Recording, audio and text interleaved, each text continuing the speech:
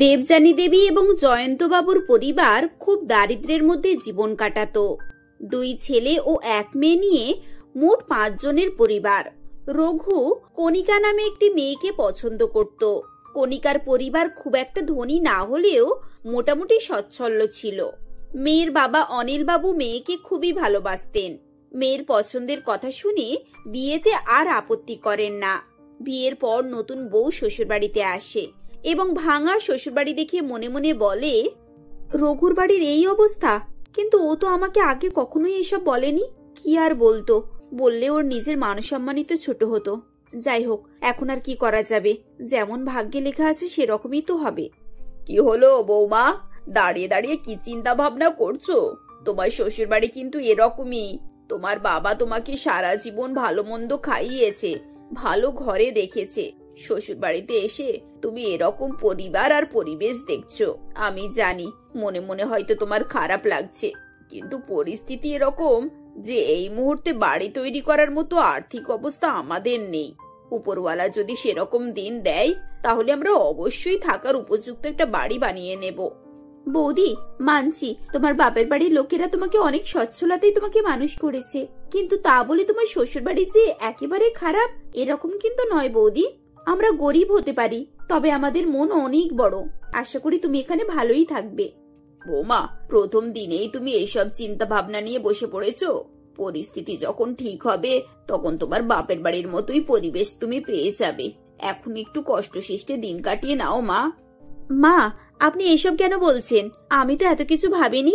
আপনারা শুধু শুধু এসব বলে আমাকে লজ্জা দিচ্ছেন, আর আশা করছি আপনারা আমাকে ভালোভাবে মেনেও নেবেন। আমি জানি আমি সচ্ছল পরিবার থেকে এসেছি। আমার বাপের বাড়ির লোকেরা আমাকে দুঃখ কষ্ট কখনো পেতে দেয়নি, কিন্তু তার মানে এই নয় যে আমি এখানে সেসব কথা বলে আপনাদের মনে কষ্ট দেব। তুমি এই বাড়ির প্রথম বৌমা। অতুল এখনো অনেক ছোট, ওর বউ আসতে আসতে এখনো অনেক সময় লাগবে। আমার পরে তুমি এই বাড়ির কর্ত্রী হবে, তাই এখন থেকে সবকিছু বুঝে নাও মা, যাতে করে এই পরিবারটাকে একেবারে নিজের মতো করে মানিয়ে গুছিয়ে নিয়ে চলতে পারো। কণিকা নিজে পছন্দ করে রঘুর বাড়িতে বিয়ে করে এসেছিল, এটা ঠিক কথা, কিন্তু রঘুর পরিবারের সবাই তাকে খুব একটা মেনে নিতে পারেনি। যেহেতু কণিকা তাদের থেকে বড়লোক পরিবার থেকে এসেছিল, তাই সবার মনে একটা সন্দেহ ছিল যে কণিকা এই বাড়িতে বেশি দিন টিকতে পারবে না। হয়তো আর 5টা বড়লোক বাড়ির মেয়ের মতো সেও প্রতিদিন শ্বশুর বাড়ির সংসারে অশান্তি করবে। তাই তারা সবসময় এ বিষয়ে কণিকার উপরে সন্দেহ করত। কণিকা বিয়ের পরের দিনে প্রথম রান্নার জন্য তৈরি হয়। সবার পছন্দের খাবার দাবার রান্না করে এবং তাদেরকে খেতে দেয়। কণিকার হাতের রান্নার এতই স্বাদ ছিল যে সবাই খেয়ে প্রশংসা না করে থাকতেই পারে না। বৌদি, স্বাদ একই বলো? এতদিন তো পেট ভরানোর জন্য খেতাম, আজকে তোমার হাতের রান্না খেয়ে মনটা ভরে গেল। আচ্ছা, এতদিন তুই শুধু পেট ভরানোর জন্য খেতিস, তাই তো? তার মানে তুই বলতে চাইছিস আমার হাতের রান্না তোর পছন্দ নয়? আচ্ছা, আমি কি এতটাই খারাপ রান্না করি? বাহ, আজ বৌদি আসার পর নিজের মায়ের হাতের রান্না অপছন্দ হয়ে গেল। মা, তুমি রাগ করো না গো, ভাই কিন্তু ভুল কিছু বলেনি। বৌদি সত্যি খুব ভালো রান্না করেছে, এই কথাটা কিন্তু মানতেই হবে মা। একে একে শ্বশুর স্বামী সবাই তার খাবারের সুনাম করে, কিন্তু শাশুড়ি কিছুই বলে না। 2 দিন পরে কণিকা যখন রান্না করতে যায় তখন সে লক্ষ্য করে যে খাবার রান্না করার মতো কোনো সামগ্রী বাড়িতে নেই। মা, রান্না করার তো কিছুই নেই। আপনার ছেলে আর বাবা দুজনেই তো বেরিয়েছে। এখন কিছু পয়সা থাকলে ভাইকে একবার দোকানে পাঠিয়ে কিছু চাল ডাল আনানোর ব্যবস্থা করুন না। বৌমা, আমার কাছে একটাও টাকা নেই। আমাদের সংসারে এভাবেই চলে। তোমার বাবা রঘু যখন কিছু টাকা দিয়ে যায় তখনই আমরা কিছু কিনে রান্না করতে পারি। আমাদের বাড়িতে কখনোই টাকা জমানো থাকে না। তুমি জানো আমরা গরিব, তোমার বাপের বাড়ির মতো অবস্থা আমাদের নয়। মা, আমি সেভাবে বলতে চাইনি। আসলে আপনি নিজেই দেখুন না, রান্নার কিচ্ছু নেই। এই পরিস্থিতিতে আজ মনে হয় সবাইকে না খেয়েই থাকতে হবে। বৌমা, আমি যখন এই বাড়ির বউ হয়ে এসেছিলাম তখন পরিস্থিতি না আরো খারাপ ছিল, তবে আমি কখনোই বাড়ির লোককে ক্ষুধার্ত রাখিনি। তোমার কাছে এটা একটা পরীক্ষা। এখন তুমি এই বাড়ির গিন্নি, তোমার বাড়ির লোকজনকে তুমি কিভাবে খেতে দেবে সেটা তুমিই জানো। দেখে নাও কিভাবে কি করবে। এই বলে দেবযানী দেবী সেখান থেকে চলে যায়। এদিকে কণিকা চিন্তায় পড়ে যায়। সে বুঝতে পারে না সে কিভাবে সবকিছু ম্যানেজ করবে। বাইরে বেরিয়ে এসে আশেপাশে কিছু খাবারের জন্য খুঁজতে থাকে। কিন্তু সেরকম সে কিছুই দেখতে পায় না। কি করবে না করবে সেসব তার মাথাতেই আসছিল না। বাধ্য হয়ে সে তার পাশের বাড়ির রিনা কাকিমার কাছে যায় আর বলে, কাকিমা বাড়িতে আছেন? আরে তুমি তুমি তো দেবযানীদের বৌমা, তাই এভাবে হঠাৎ কিছু দরকার নাকি গো? কাকিমা আসলে আমি না একটা সমস্যায় পড়ে আপনার কাছে এসেছি। আমার স্বামী আর শ্বশুর মশাই দুজনেই কাজে বেরিয়েছেন, আর ওরা আমাদের হাতে কিচ্ছু টাকা পয়সা দিয়ে যায়নি। এখন রান্না করতে গিয়ে দেখলাম রান্না করার মতো কিচ্ছু নেই, বাড়িতে টাকা পয়সার অভাব। আপনি যদি আমাকে 200 টাকা ধার দিতেন তাহলে খুব উপকার হতো। আমি আজকেই আপনাকে টাকাটা ফেরত দিয়ে দেব।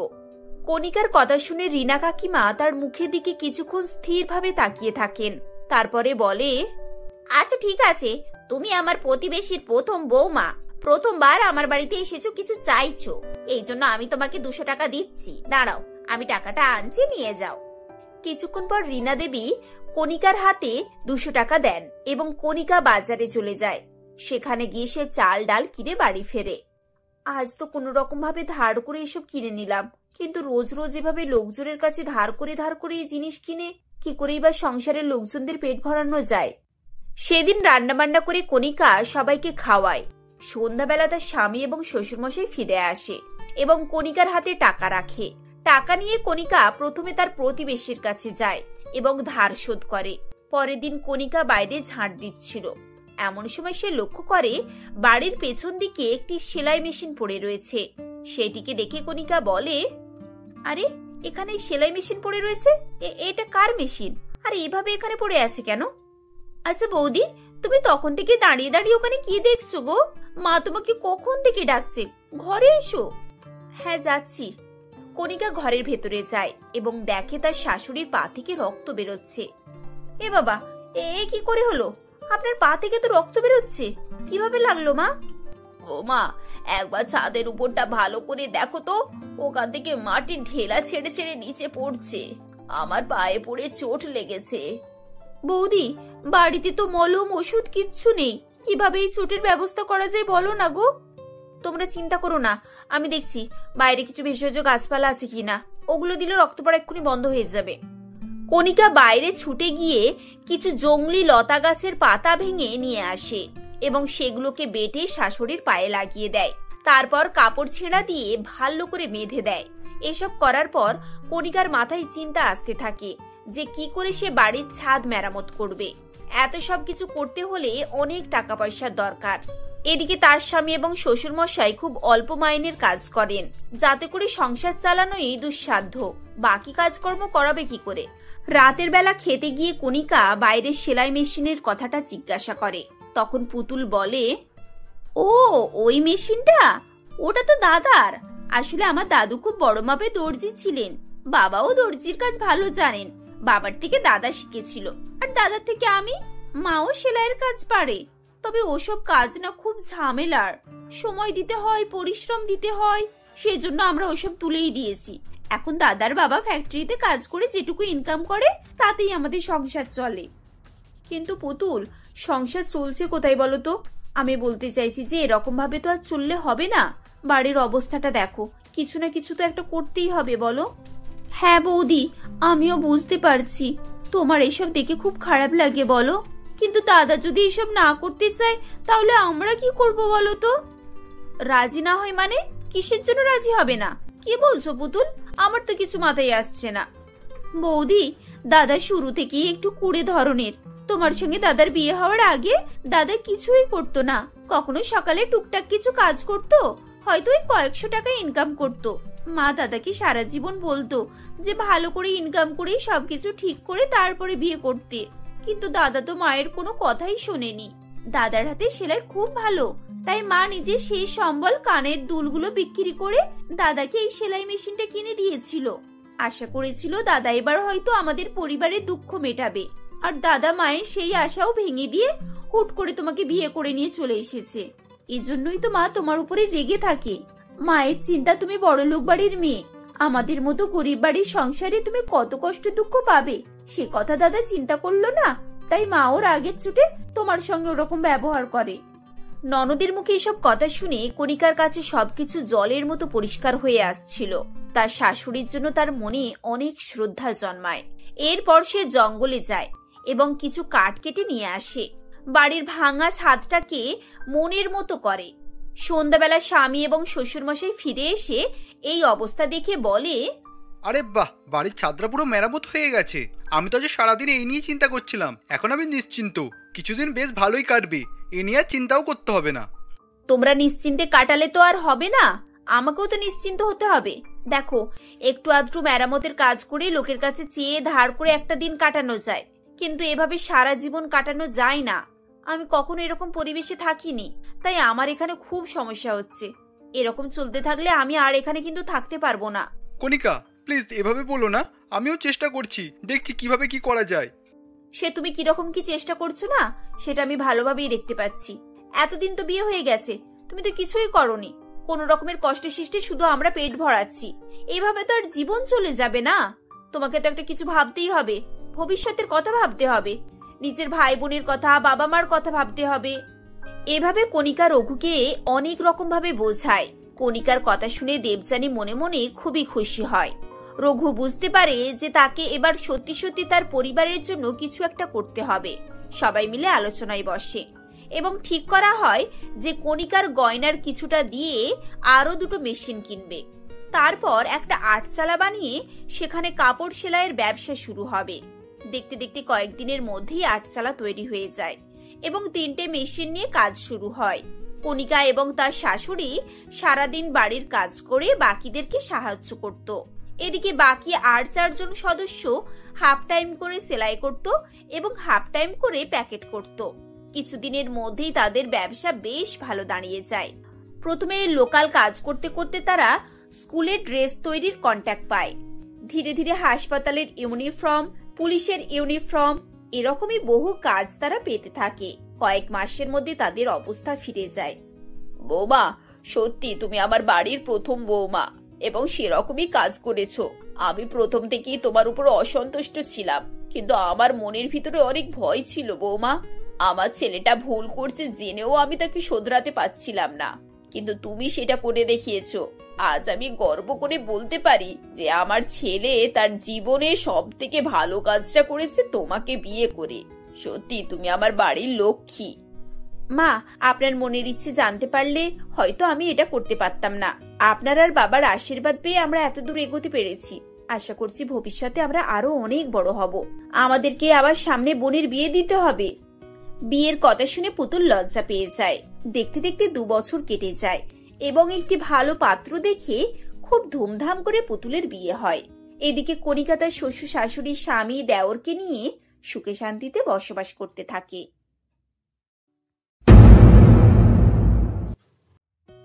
কুহেলি তার বাবা গৌতম বাবু এবং মা কণিকা দেবীর সঙ্গে সোনাপুর গ্রামে বাস করত। কুহেলি খুব ছটফটে ও খুশমেজাজি মেয়ে ছিল। সে তার বন্ধু বান্ধবদের সঙ্গে সময় কাটাতে হই হুল্লোড় করতে ভালোবাসত। কুহেলি তার লেখাপড়া, বন্ধু বান্ধব এবং নিজের জীবন নিয়ে খুবই খুশি ছিল। এদিকে কুহেলির মা কণিকা দেবী একটু সেকেলে ও খিটখিটে মেজাজের মানুষ ছিলেন। তিনি কুহেলিকে খুবই কড়া শাসনের মধ্যেই রাখতেন। কুহেলির সব কাজেই তিনি খুঁত বের করতেন আর প্রত্যেক কাজেই বাধাও সৃষ্টি করতেন। এমনই একদিন সকালে কণিকা দেবী বলেন, এই যে মহারানী, সকাল 8টা বাজে, আর কতক্ষণ কম্বল মুড়ি দিয়ে পড়ে থাকবি শুনি? ওট, আজ লাস্ট বলে দিলাম, কাল আমার সঙ্গে 6টায় উঠবি, না হলে গায়ে ঠান্ডা জল ঢেলে দেব। ওহ মা, তুমিও না, এই শীতে 8টা মানে ভোর 5টার সমান। এখন যাও, আমাকে একটু ঘুমাতে দাও। কি একদম এসে গিয়েছে গো, ওসব আদিক্ষেতা বাদ দিয়ে তাড়াতাড়ি ওঠ বলছি। আমার মাথাটা আর গরম করিস না, ওঠ শিগগিরি। মায়ের এরকম কথা শুনে কুহেলি এক প্রকার ভয়ে ভয়ে ঠান্ডায় কাঁপতে কাঁপতে উঠে ওয়াশরুমের দিকে যায়। তারপর এভাবেই কিছুক্ষণ কেটে যায়। এদিকে কুহেলির আসতে দেরি হতে দেখে কণিকা দেবী চিৎকার করে বলেন, এই কুহেলি, কি রে, তোর আর কত সময় লাগবে শুনি? তুই কি ওখানে ঘুমিয়ে পড়লি নাকি? তাড়াতাড়ি আয়, আমার জন্য একটু কড়া করে চা করে আন। আর হ্যাঁ, আজকে রান্নাটা তুইই করবি। দূর, এই মাটাও না একটু শান্তিতে ঘুমাতেও দেবে না। এখন ফ্রেশ হওয়ার বাহানাতে ভাবলাম একটু ঘুম মেরে দেব, আর চিৎকার করে বাড়ি মাথায় করে নিচ্ছে। হ্যাঁ মা, হয়ে গেছে, এই তো যাচ্ছি। এই বলে কুহেলি তাড়াতাড়ি মুখে হাতে জল দিয়ে বেরিয়ে আসে। এরপর সে ডাইনিং টেবিলে আসে। যেখানে আগে থেকেই কণিকা দেবী ও গৌতম বাবু বসেছিল। এরপর কুহেলি তার মাকে বলে, এই যে মা, আমি এসে গিয়েছি, এবার আমায় তাড়াতাড়ি খেতে দাও। আজ আমাকে একটু তাড়াতাড়ি কলেজে যেতে হবে। আজ আমার কলেজে একটা এক্সট্রা ক্লাস আছে। এটা খুব ইম্পর্টেন্ট ক্লাস মা, আমাকে এক্ষুনি কলেজে যেতে হবে। ওই নাও, যেই একটা কাজ করার কথা বললাম অমনি ইম্পর্টেন্ট ক্লাসের কথা মনে পড়ে গেল। যখন লেপ কম্বল মুড়ি দিয়ে পড়েছিলিস তখন কই ইম্পর্টেন্ট ক্লাসের কথা মনে ছিল না? তোর খালি বাহানা। দাঁড়া, আমি তোর ব্যবস্থা খুব শিগগিরই নিচ্ছি। এরপর কুহেলি কলেজ যাওয়ার জন্য তাড়াতাড়ি রেডি হয়ে বেরিয়ে পড়ে। যাওয়ার সময় কুহেলি বলে, okay mother India, tata, bye bye. তুমি আমার ব্যবস্থা করতে থাকো, আমি চললাম। বাবা, আজ আমার একটু কলেজ থেকে ফিরতে লেট হবে, তুমি একটু মাকে সামলে নিও, ঠিক আছে? আসছি, টাটা। ঠিক আছে রে মা, তোকে অত চিন্তা করতে হবে না, তুই সাবধানে যাবি আর যাওয়ার সময় খাবার খেয়ে নিবি। তোমার জন্য এই মেয়েটা এত আশকারা পেয়েছে। বলি, মেয়েকে এত মাথায় তোলার কি আছে শুনি? বিয়ের বয়স তো হয়ে গেছে, ভালো পাত্র দেখে বিয়ে দিয়ে উদ্ধার করো এবার। আরে কণিকা, তুমি মেয়েটাকে সবসময় এরকম রাগারাগি করো না। সেই তো দুদিন পর মেয়েটা শ্বশুর বাড়ি চলে যাবে, তাই একটু ভালো করে বলতেও তো পারো নাকি? ওই মেয়ে নাকি কথা শোনার পাত্রী, সারাদিন ফোনে হাহা হিহি করেই চলেছে। বলি, একটা ভুলভাল কাজ যদি করে বসে বাজারে মান সম্মান থাকবে তো? তাই বলছি, একটা ভালো পাত্র দেখে ওর বিয়ে দিয়ে দাও। এই বলে যে যার কাজে চলে যায়। এদিকে কুহেলি তার বান্ধবী রুবিকে ফোন করে বলে, হ্যালো রুবি, বোন তুই কোথায় আছিস? আজ একটু তাড়াতাড়ি কলেজে আয় না প্লিজ। কেন এখন? এখন তো 10টাও বাজেনি, আর আজ তো আমাদের ফার্স্ট ক্লাসটা গ্যাপ আছে, সেই তো 12টাই ক্লাস, তাহলে এত তাড়াতাড়ি কেন? ওহ, আয় তো আগে, আমি সব বলছি। এত কিছু ফোনে বলা সম্ভব নয়, তুই তাড়াতাড়ি আয়। আচ্ছা ঠিক আছে, তুই দাঁড়া গিয়ে, আমি রেডি হয়ে এক্ষুনি আসছি। হ্যাঁ বোন, তুই একটু তাড়াতাড়ি আয় প্লিজ, আমি রাখলাম তবে। এই বলে কুহেলি ফোন রেখে দেয়। এইভাবে কিছুক্ষণ কেটে যায়। এরপর রুবিও তাড়াতাড়ি রেডি হয়ে কলেজে আসে। তারপর কুহেলিকে দেখে বলে, বল কি হয়েছে, এত তাড়াতাড়ি চলে এলি? কোনো সমস্যা হয়েছে নাকি? আর সমস্যা, ঘরে মা আমার টেকাটেকি দায়ী করে দিচ্ছে, না শান্তিতে ঘুমাতে দেয়, না ফোন ঘাঁটতে দেয়, আর না পড়তে। জানিস, মা তো এখন পড়তেও দেয় না ভালো করে। আসলে কুহেলি ঠিকই বলছিল। কণিকা দেবীর এখন কুহেলির পড়াশোনা নিয়ে আপত্তি ছিল। কুহেলি যখনই লেখাপড়া করতে বসতো, কণিকা দেবী তখনই নানান বাহানা দেখিয়ে ডেকে নিত। কুহেলির মুখে এরকম কথা শুনে রুবি বলে, কেন কাকিমা এরকম করছেন কেন? হ্যাঁ, এটা জানতাম কাকিমা তোকে সেরকম কোনোদিনই ফ্রিডম দেননি ঠিকই, কিন্তু তা বলে তো পড়াশোনা নিয়ে কোনোদিন আপত্তি করতেন না। এখন কি হলো হঠাৎ? জানি না রে বোন, মা এরকম কেন করছে। মা জানে 4 মাস পর আমার ফাইনাল এক্সাম, তবুও মা আমাকে ভালো করে পড়তে পর্যন্ত দিচ্ছে না। আমি ভাবছি আজ থেকে কলেজ শেষে তোদের বাড়িতে কিছুক্ষণ পড়ে তারপর বাড়ি ফিরবো। হ্যাঁ সে ঠিক আছে, এতে আমার কোনো সমস্যা নেই, কিন্তু জানিস আমার কি মনে হয়, কাকিমা তোকে আর পড়াতে চাইছেন না, মানে তোর বিয়ে দেওয়ার প্ল্যান করছে মনে হচ্ছে। কি বিয়ে? না না না না, আমি এখন বিয়ে টিয়ে করবো না বাবা। শ্বশুরবাড়ির লোকজন কেমন হবে কি জানি। এখন তো শ্বশুরবাড়ির লোকজন আমাকে পড়াশোনা নাও করতে দিতে পারে, যেখানে আমার নিজের মা আমাকে পড়াতে চাইছে না। আগে পড়াশোনা কমপ্লিট করি, তারপর বিয়ে। এভাবেই তারা কথাবার্তা বলতে থাকে। এরপর তারা দুই বন্ধু তাদের কথাবার্তা শেষ করে যে যার ক্লাসে চলে যায়। এভাবেই কিছুক্ষণ সময় কেটে যায়। তারপর তারা তাদের পরিকল্পনা অনুযায়ী রুবির বাড়িতে পড়তে চলে যায়। এভাবেই বেশ কয়েকদিন কাটতে থাকে। এমনই একদিন কুহেলি কলেজে যাওয়ার জন্য রেডি হচ্ছিল। তখন কণিকা দেবী বলেন, এই তুই এরকম সেজে গুজে রেডি হয়ে কোথায় যাচ্ছিস শুনি? দিন দিন খুব বাড়বিদ্যে বাড়ছে দেখছি। আচ্ছা মা, তুমি আমাকে কোনোদিন কোথাও যেতে দিয়েছো? আর এই সময় তো আমি রোজই কলেজে যাই। কি একেবারে গো, কলেজে যাই? কলেজে কি হয় সে আমার ভালোভাবেই জানা আছে। আর এমনিতেও তুই মেয়ে মানুষ, মেয়ে মানুষের এত লেখাপড়া করার দরকার নেই। আর হ্যাঁ, ডং ডং করে এত বাইরে বেরো না, মেয়েদের শোভা দেয় না, বুঝেছিস? মা তুমি এভাবে বলছো কেন? এখন ছেলে মেয়ে বলে কিছুই আলাদা হয় না, সকলেই লেখাপড়া শিখে নিজে প্রতিষ্ঠিত হতে চায়। থাক থাক, ওসব জ্ঞান দিতে হবে না। তা যেটা বলতে এসেছি মন দিয়ে শোন। আজ তোকে পাত্রপক্ষ দেখতে আসবে, তোর কোথাও যাওয়া চলবে না, কথাটা মনে থাকে যেন। কুহেলির মা কণিকা দেবী ঠিকই বলছিল। গৌতমবাবু দীপক নামের একটি ছেলের সাথে কণিকার বিয়ে ঠিক করেছিলেন। দীপকের ফ্যামিলি একটি জয়েন্ট ফ্যামিলি ছিল। দীপক তার বাবা মা, দাদা বৌদি, ভাই বোন এবং তার বৃদ্ধা ঠাকুমার সঙ্গে রাজনগর নামক শহরে বাস করত। এরপর কুহেলি বলে, কিন্তু মা, সামনে আমার এক্সাম, এখন এইসব কেন করছো? আমার লেখাপড়ার ক্ষতি হবে। না না, ওইসব কোনো কিন্তু টিন্তু নয়। আর হ্যাঁ, যতটা লেখাপড়া হয়েছে অনেক হয়েছে, এর বেশি আর দরকার নেই। বিকালে ভালোভাবে সেজে গুজে তৈরি থাকবি, আমি বলে দিলাম। এভাবে বলে কণিকা দেবী সেখান থেকে চলে যায়। মায়ের এরকম নির্দয় ব্যবহার দেখে কুহেলির চোখে জল চলে আসে, কিন্তু এতে কুহেলিরও কিছু করার ছিল না। এরপর এক প্রকার বাধ্য হয়েই কুহেলিকে পাত্রপক্ষের সামনে আসতে হয়।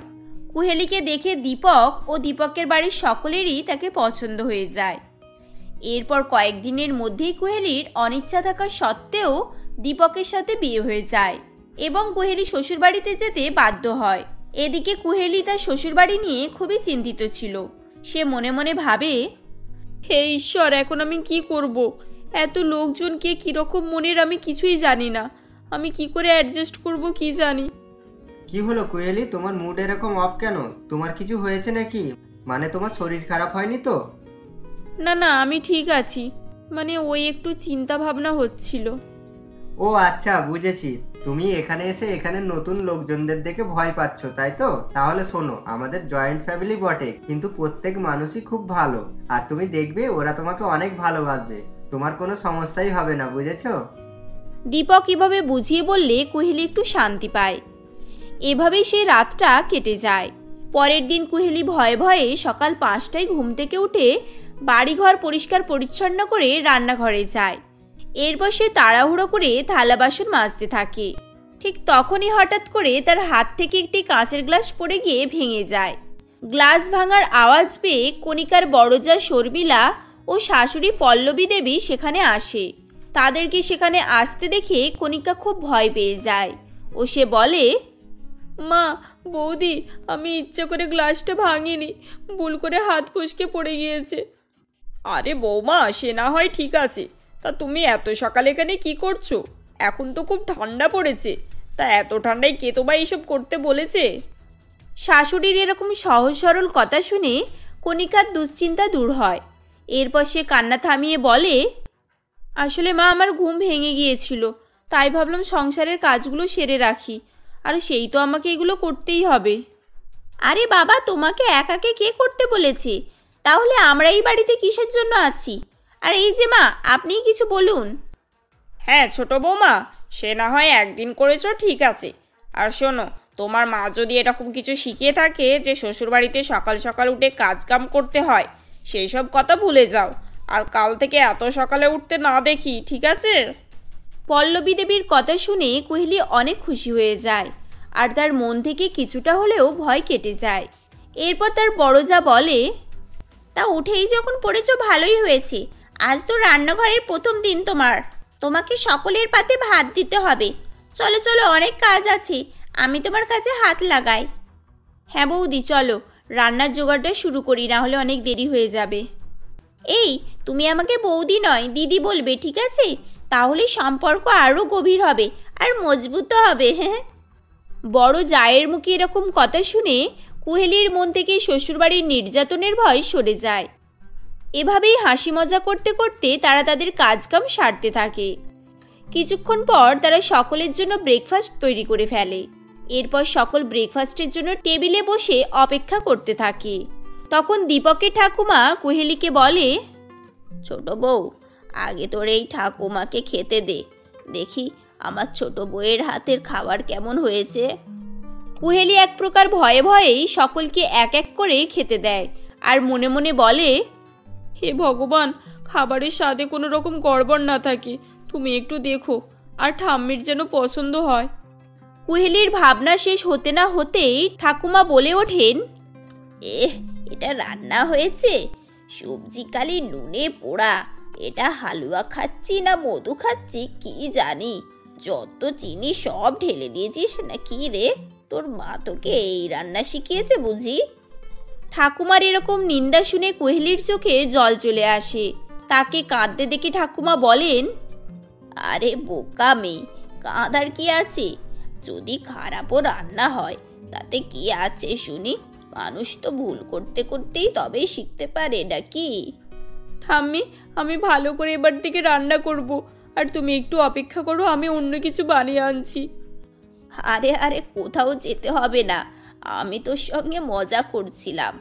অনেক সুস্বাদু খাবার বানিয়েছিস বুঝলি, বোকা মেয়ে আমার। ঠাকুমার কথা শুনে ওখানে উপস্থিত সকলেই হাসতে থাকে। এই সব কিছু দেখে কুহেলি খুবই খুশি হয়ে যায়। এরপর সকলেই খুব মজা করে কুহেলির বানানো খাবার খেতে থাকে এবং তার প্রশংসা করতে থাকে। এভাবেই হাসি খুশিতে কয়েকদিন কেটে যায়। কিছুদিন পর কুহেলির জন্মদিন ছিল, আর সেটা কুহেলি ভুলে গিয়েছিল। কিন্তু কুহেলি শ্বশুরবাড়ির সকলেই তার জন্মদিনের কথা ঠিক মনে রেখেছিল। কুহেলিকে জন্মদিনে সারপ্রাইজ দেওয়ার জন্য তার শ্বশুরবাড়ির সকলেই তার জন্মদিনের একটি পার্টি আয়োজন করেছিল, আর যেটা তার ছোট দেওর ও ছোট ননদই উদ্যোগ নিয়েছিল। পরে সকালবেলা সকলে কুহেলিকে সারপ্রাইজ দিয়ে চমকে দেয়। কুহেলি ঘুম থেকে উঠে দেখে সকলেই তার ঘরে এসে উপস্থিত হয়েছে। এরপর এক এক করে সকলেই কুহেলিকে জন্মদিনের শুভেচ্ছা জানাতে থাকে, যেটা কুহেলির খুবই ভালো লাগে। কুহেলি এটা কোনোদিনই আশা করেনি যে এভাবে কোনোদিন তার জন্মদিন সেলিব্রেট করা হবে, কারণ এর আগে তার বাপের বাড়িতে কোনোদিনও তার জন্মদিন এভাবে সেলিব্রেট করা হয়নি। এরপর সে সকলকে ধন্যবাদ জানিয়ে একে একে বড়দেরকে প্রণাম করতে থাকে। সকলের এরকম কথা শুনে কুহেলির চোখে জল চলে আসে, কারণ সে কোনোদিনও ভাবেনি যে তার শ্বশুরবাড়ির লোকজন তাকে এত সাপোর্ট করবে, যেটা সে তার নিজের বাড়ি থেকেও কোনোদিনই সে পায়নি। আর কুহেলি তার নতুন জীবন নতুন করে স্বাধীনভাবে বাঁচতে শুরু করে। এরপর তারা সকলেই হাসি খুশিতে সুখে শান্তিতে বসবাস করতে থাকে।